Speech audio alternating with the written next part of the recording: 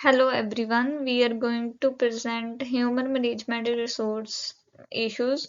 Our topic is training current employees and it is presented by me, Baljinder Kaur, Harpit Kaur and Ramandeep Kaur. So first of all is introduction. Training current employees in healthcare is a vital strategy for the dynamic nature of industry. Healthcare workers must always be learning and developing their skill to stay up to date with new development in medicines, technology, and patient demands. This training goes beyond standards compliance courses. In addition to improving clinical skills and cultivating a patient-centric perspective, it is also equips worker with the most recent medical knowledge. So next is why this topic is a human resource management issue. Training current employees is a significant human resource management issue due to several key reasons like skill enhancement, talent retention, adaptability to change, employees engagement, succession planning, risk management and compliance, cost efficiency, culture integration, and performance improvement.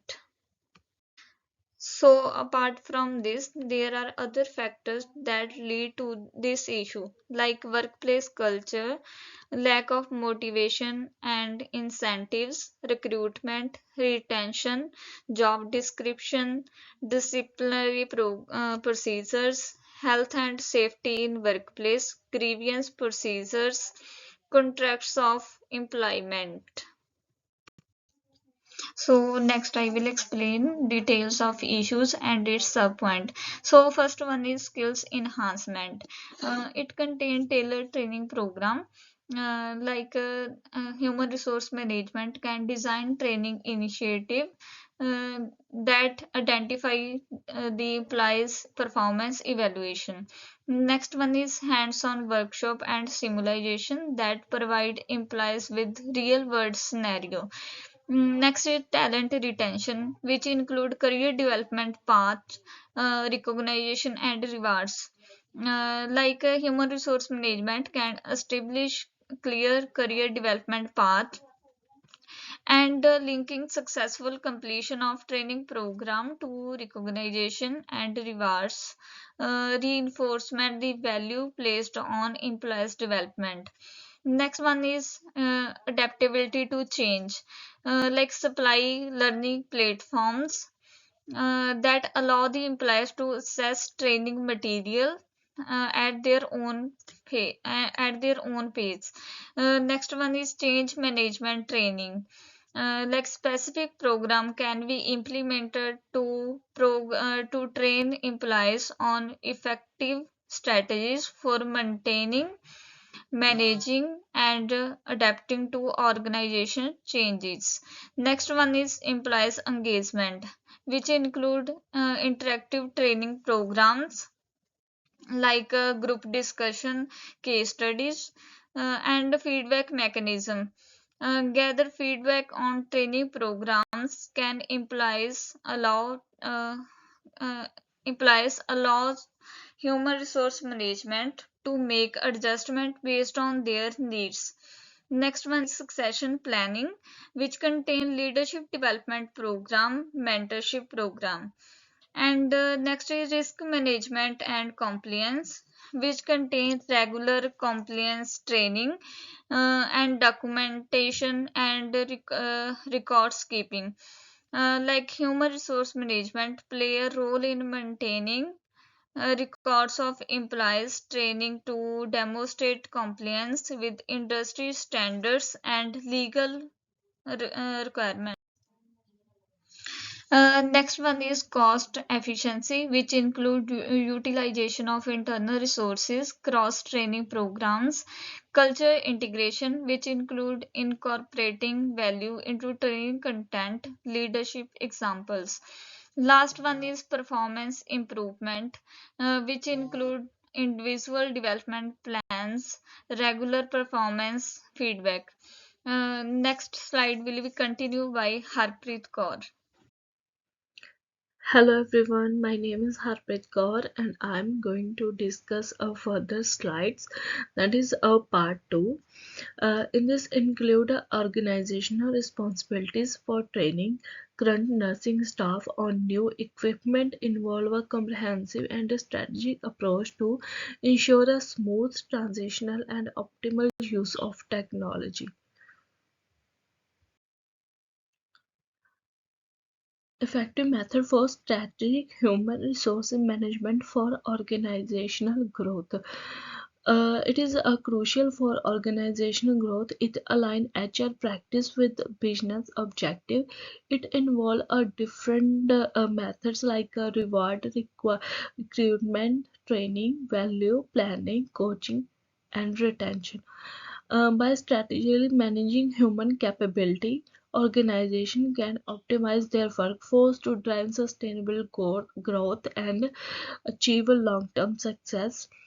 For instance, a reward, well-designed reward system motivate employees to perform at their best, as well as it also help to enhance their confidence level.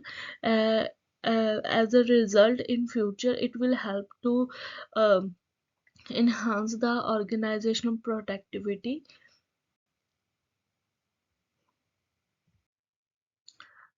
Next is the Occupational Safety and Health Administration is a federal agency in the United States that sets and enforces standards to ensure a safety and healthy working condition for employees. Its goal to prevent the workplace injuries, illness, and by regulating and providing guidelines for workplace safety.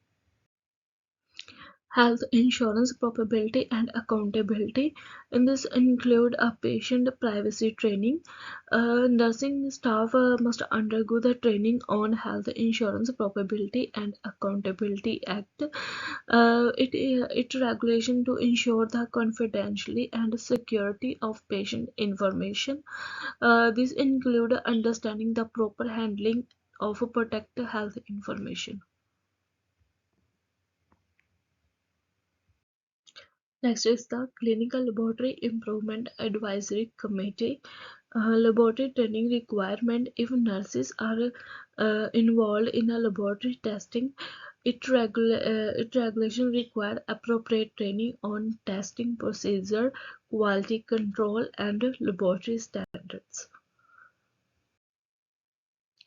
The Joint Commission, that is a TJC, and the State Nursing Board. In this include TJC sets standards for nursing practice within a health organization. Training must align with the TJC requirement covering a topic such as infection control, patient rights, and emergency preparedness.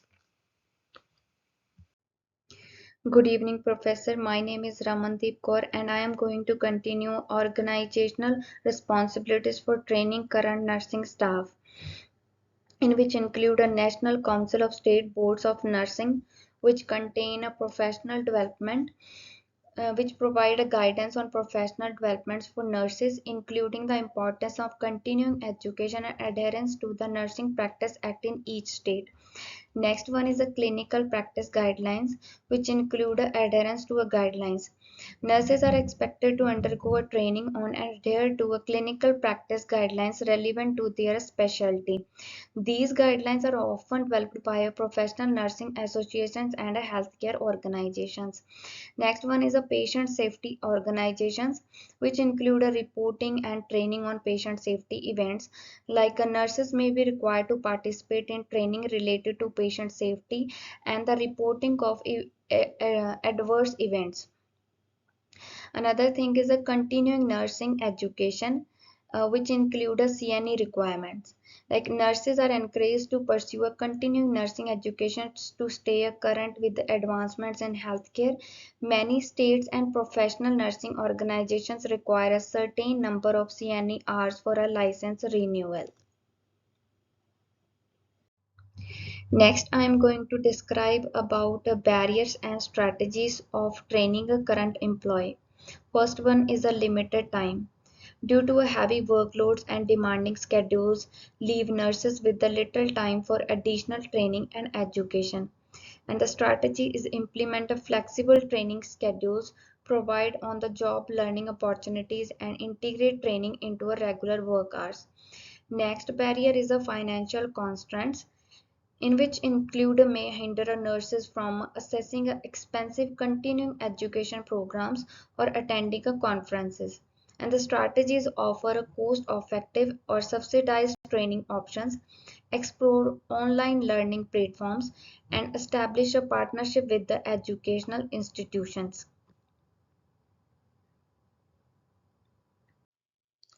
The next barrier is lack of resources, such as inadequate access to educational resources, including updated textbooks and reference materials, can impede a continuous learning.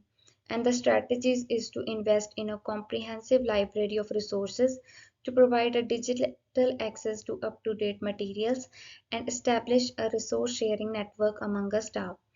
Next barrier is a resistance to change. This is a common barrier. Some nurses may resist adopting new practices or technologies due to a fear of change or unfamiliarity. And the strategies is to foster a culture of openness to change, provide through explanations of benefits and offer a hands-on training to alleviate the fears. Apart from this, some barriers is like a staffing challenges. Sometimes staff shortage and a high patient to nurse ratios can make it a challenging for nurses to find time for a development. And the strategies address the staffing issues, delegate tasks appropriately, and prioritize training to maintain a skilled and adaptable to workforce. Next barrier is an inadequate recognition. Sometimes nurses may feel demotivated if their continuous development efforts go unrecognized or unrewarded. And the strategies is to implement a recognition program, acknowledge achievements publicly, and link professional development to career advancement opportunities. Next barrier is the clinical rotations and a cross training. And the strategy is if we provide a opportunity for nurses to rotate through a different clinical areas, promoting a diverse skill set and enhancing adaptability. And the next barrier is like a peer learning communities. Strategies like creative forums or communities where nurses can share experiences and best practices of it, fostering a collaborative learning environment. Apart from this, the barriers like promote a work-life balance, encourage a healthy and work-life balance, recognize that well-rested and satisfied nurses are more likely to engage in a continuous development activities. Next barrier is a recognition and a rewards. And the strategy is to establish a system to recognize and reward for nurses for their commitment to continuous development, fostering positive and a motivating work environment.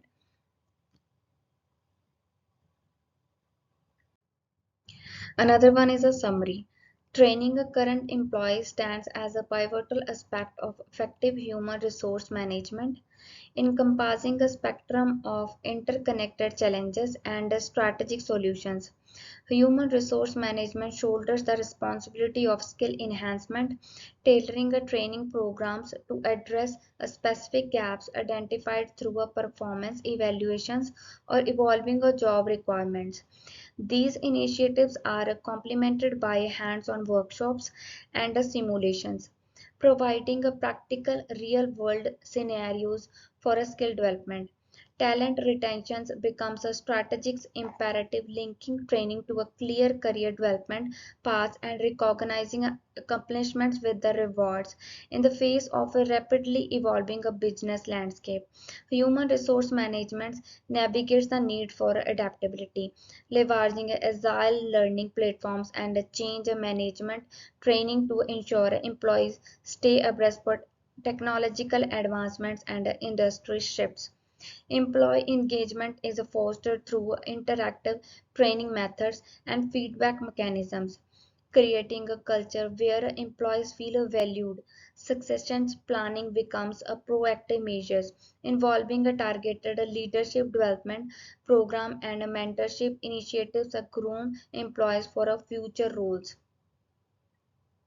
Finally, performance improvement is a continuous focus with the human resource management guiding the creation of individual development plans based on performance reviews. In this comprehensive approach, training current employees emerge not only as a response to immediate organizational needs but as a strategic investment in the long term success and adaptability of the workforce.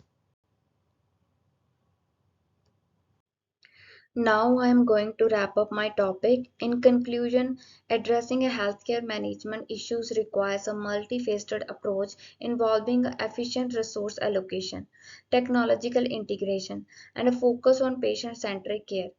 Emphasizing collaboration among the stakeholders and staying adaptable to evolving challenges will be crucial for fostering a resilient and effective healthcare management system. So these are the references. Thank you.